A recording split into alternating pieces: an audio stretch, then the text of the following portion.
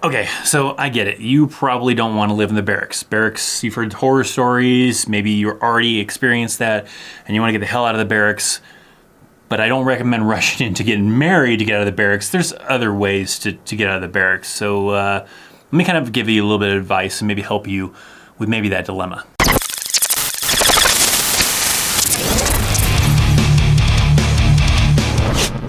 What's up, my friends? U.S. Army veteran Christopher Chaos, and today we're talking about getting out of the barracks when you're single, right? A lot of people rush into marriage and they're like, you know what, I'm tired of being in the barracks. Maybe if I just marry this person, I get the hell out, not have to deal with the barracks. But I don't recommend that. I don't recommend rushing into marriage. Now, if this is the type of content you're interested in, you want to learn about the Army, you want to get some advice, some tips, maybe you're a veteran yourself, subscribe to the channel, right? Hit that subscribe button down below. Make sure you click on that bell so you get alerts as soon as new videos go live and become a part of that awesome notification platoon. But I want to help you properly get out of the barracks in some cases. There is ways to get out of the barracks when you're single, okay? You don't have to necessarily get married. I mean, sure, if you're an officer, that's an easy way, you know, go officer. Just that simple way, just go get a bachelor's degree and become an officer. But other ways, you know, once you build up in rank, it's a little bit easier to do so, especially when you get to about, you know, definitely a sergeant first class, you know, you're E7, get out of the barracks, but that takes a long time. In some cases, you might even be able to get out of the barracks as an E6. If the barracks are pretty full, they'll kind of authorize E6s to move out of the barracks and receive BAH. But we're probably talking about, for you watching this video, maybe you're a younger soldier and you want to get the hell out of the barracks. You don't want to wait until you make E7. When I was in the Army, about a good half of the Army was spent in the barracks, right? It was okay at times. There's some, you know, crappy living conditions. Of course, the Army's a lot better now with the barracks, but you just sometimes don't feel like you're treated like an adult. Sometimes you just don't feel like you have the same privacy you would have if you had your own place that was away from everybody else. So I get it. You know, I definitely was in that kind of situation where I wanted to get out of the barracks, and I did. Now, when I did it, I was already E5. I was a sergeant, but there is some cases where maybe even as a specialist, you could probably do this. And the key thing I'm leading into this with is that you don't want to try to do this as a private. You're a private, even a private first class possibly. Probably not a good time to probably try to do it.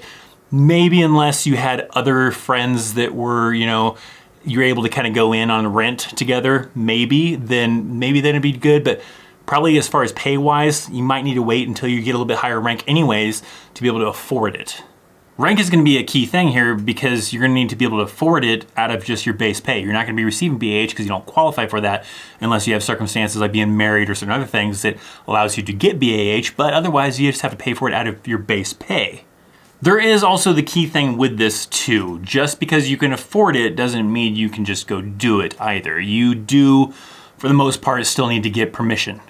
This means talking to your leadership, telling them, hey, I make enough money that I can afford this cheap apartment. Me and so-and-so are going in on this apartment. Me, so-and-so, and so-and-so, and so-and-so are going in on this apartment, whatever the case is, and justify that to your leadership to tell them that, hey, I want to live off post. I want to go get this apartment. Can I do that? So this is going to come down to sometimes your rank, your kind of credibility. If you're someone that's showing up late, even though you live in the barracks, your leadership probably isn't going to want you to do this. They're probably not going to allow you to do it. Can they stop you from doing it? I mean, look, there's probably ways that you can probably just say screw them and just go around them and do it, but I don't really recommend that. Because, yeah, even though you live in the barracks, it does not mean that you have to live in the barracks like every single day. If you went and spent the night with someone you're in a relationship with, they're not going to care, right? They care about you being on time where you need to be on time, not necessarily how often you're in the barracks or if you're in the barracks every single day kind of a thing. So technically, I mean, you could just go around them and not even ask for permission, just do it. And they probably wouldn't stop you necessarily unless, you know, you have a problem where you're just not showing up to work on time, and then they're probably gonna kind of get crazy on you.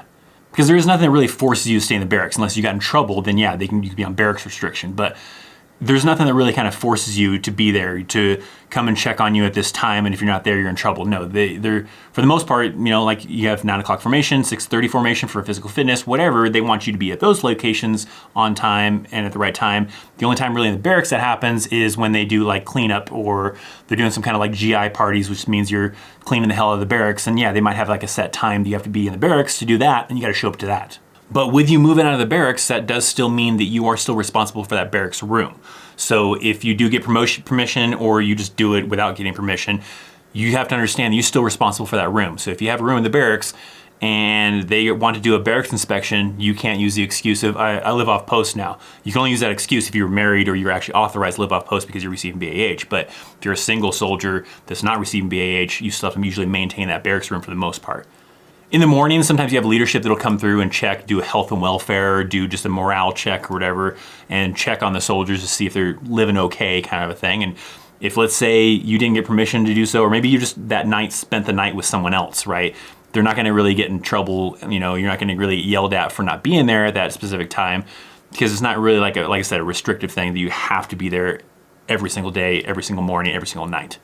Let me even give you some examples. Like when I moved out of the barracks, right, I was in E5, like I said, I still had a barracks room that I had to maintain. So I came back from Iraq, my first deployment, and I told my leadership, hey, I can afford it. I want to go get an apartment. I'm gonna get a cheap apartment, and I want to move out of the barracks. And they told me that's fine as long as you can afford it and you feel like you're comfortable with that and you still show up on time for everything, but you still got to keep this barracks room. So I still had the barracks room, and in my case, I kept all my equipment inside that room. All my equipment stayed there. That was easy to get to when I needed to get to it. You know, when I was at work, then I could just head on over to the barracks, grab that equipment without having to go all the way back to my apartment. So that was kind of convenient for that case, but I still maintained all my stuff inside of that barracks room, you know, and had to make sure that it was still clean. And if there was a barracks inspection, then I still had to be there for that barracks inspection. So I usually had my military gear in that room in the barracks, and then all my personal stuff, my uniforms, you know, back in my apartment. But all of my TA-50, my gear, like my helmet, vest, and all that stuff stayed usually in the closet there. That was just easy access to it. Also, the kind of nice thing was too about still having that barracks room was like sometimes during lunch, I might go head over to the barracks room to go take a little nap or whatever, and then, you know, go back to work afterwards. But then of course, you know, after duty, I'd head to the apartment. But it was nice having kind of like two places, but I was only really paying for one. Real quick, thanks to SkeletonHD for sponsoring this video. If you haven't seen some of these awesome skeleton bracelets I'm wearing, they're actually from these guys. They make some awesome stuff. They look great and fantastic. I definitely highly recommend them. I'll link them down in the description box, also in a pinned comment. But anybody out there, maybe you got tattoos, maybe you like skulls, whatever the case might be, there's some pretty cool items they make on their website, so check them out.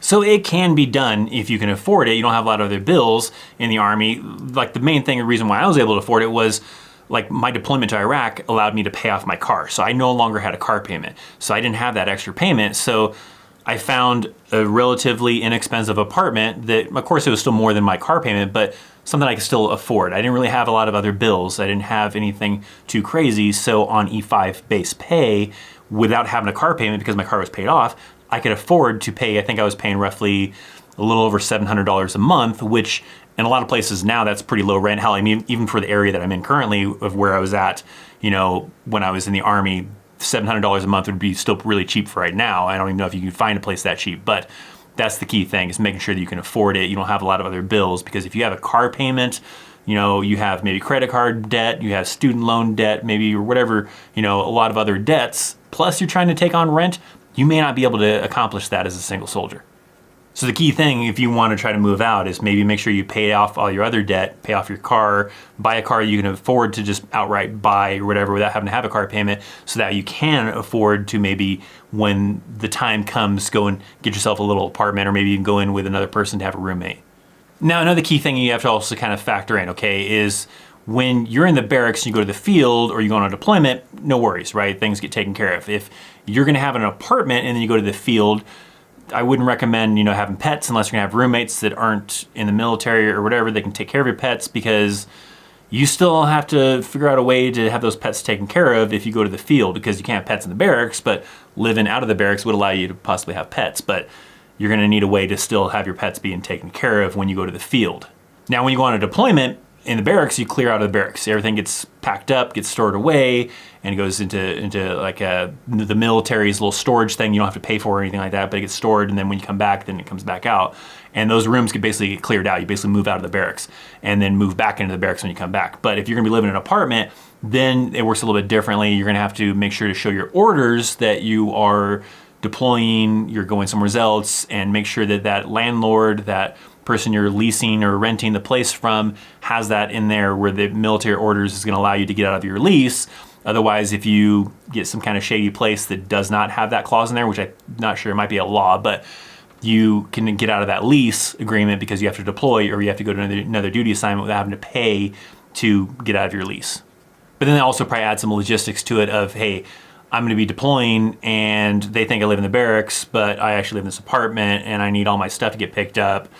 Either you need to make sure that they're cool with it and they make arrangements to pick your stuff up from that off-post place, or you bring all that stuff back from your off-post housing that you were living in, you're paying for an apartment, bring it back to the barracks to have it picked up. But the also factor you have to think of is if you had like a bunch of furniture in that other place, as a single soldier, you have a limit as to what you're allowed to put into storage because you're a single soldier. You shouldn't have a bunch of furniture because you live in the barracks. But that kind of makes a little bit of a pain if you do have a lot of furniture because you were living off post. So there could potentially be some stuff out of your pocket that you're gonna have to go and either put that storage or put that furniture in your own storage and pay for that while you're gone on that deployment or whatever, or just sell it off. So prepare for that too. If that is a situation you're looking for to get out of the barracks and you're gonna have to buy a bunch of furniture, what am I gonna do with this furniture if I deploy? If you wanna know what the lifestyle of a single soldier is like in the United States Army, I got a video right here that explains a lot about that, so check that out. I also have my latest video uploaded right here for you if you wanna check that one out. Links, as always, are down in the description box for social media, SkeletonHD. Check out the links. Thanks for hanging out. Hit that like button. I'm Christopher Chaos, and I'll see you next time. See ya.